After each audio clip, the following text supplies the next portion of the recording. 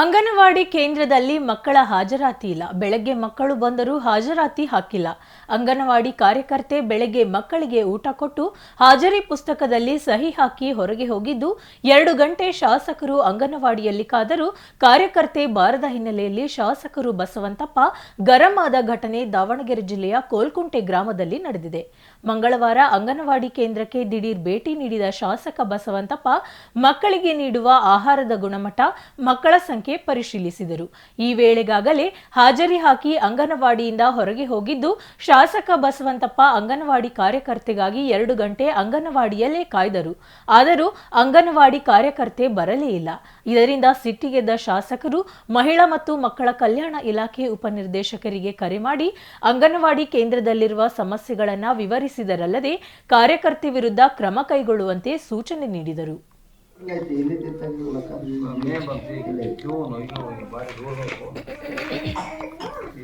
September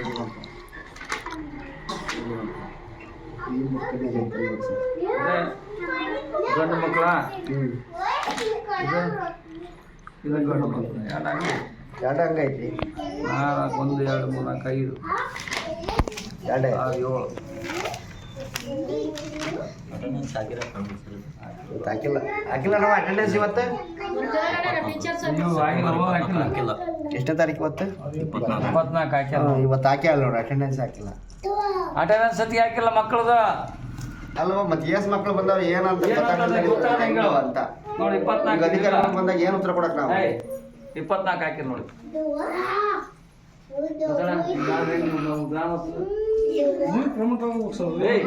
ನೀನ್ ತಗೋಬೇಕಾ? ಈಗ ಐದು ನೋಡಿ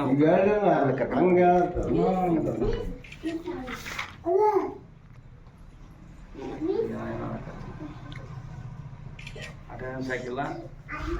ಹೌದನಪ್ಪ, ಪೆನ್ ಕೂಡ ಐ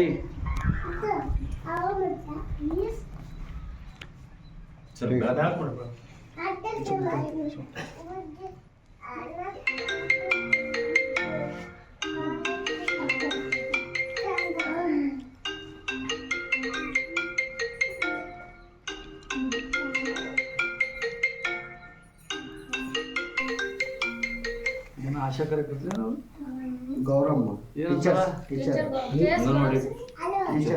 ಅಂಗನವಾಡಿ ಕಾರ್ಯಕರ್ತೆ ಟೀಚರ್